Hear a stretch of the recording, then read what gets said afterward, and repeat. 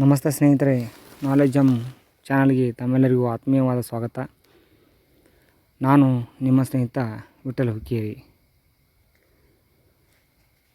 ಸಲಹೆಗಳು ಮತ್ತು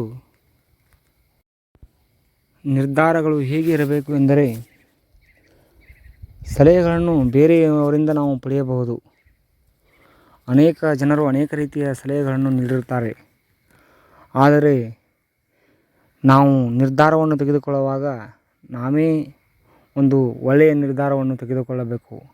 ಅದು ಯಾವುದೇ ಕೆಲಸವಿರಲಿ, ಯಾವುದೇ ವೃತ್ತಿಯಲ್ಲಿರಲಿ, ಅಥವಾ ಯಾವುದೇ ಸಮಸ್ಯೆಯಲ್ಲಿ ನಾವು ಇದ್ದರೂ ಸಹಿತ ಅಂತಹ ಸಮಸ್ಯೆಗಳಿಗೆ ಸಲಹೆಗಳನ್ನು ಬೇರೆಯವರು ಕೊಟ್ಟರೂ ಸಹಿತ ನಿರ್ಧಾರಗಳನ್ನು ತೆಗೆದುಕೊಳ್ಳುವಾಗ ಬಹಳ ಎಚ್ಚರದಿಂದ ತೆಗೆದುಕೊಳ್ಳಬೇಕು.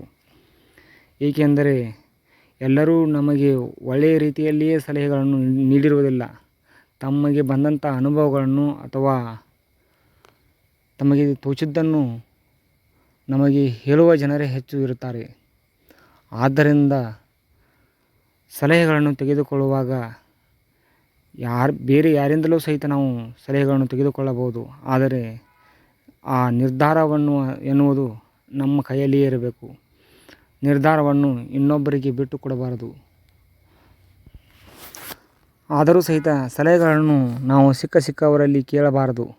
ಬದಲಿಗೆ ನಮಗೆ ಬಹಳಷ್ಟು ಆತ್ಮೀಯರಾದವರ ಜೊತೆಯಲ್ಲಿ, ಅಥವಾ ನಮಗೆ ಗುರು ಆದವರಲ್ಲಿ, ಅಥವಾ ನಮ್ಮ ತಂದೆ ತಾಯಿಯವರ ಸಲಹೆಗಳನ್ನು ಕೇಳಿಕೊಂಡು ಅವರು ಹೇಳಿದ ಮಾರ್ಗದಲ್ಲಿ ಮುಂದೆ ನಡೆಯುವುದು ಬಹಳ ಒಳ್ಳೆಯದು.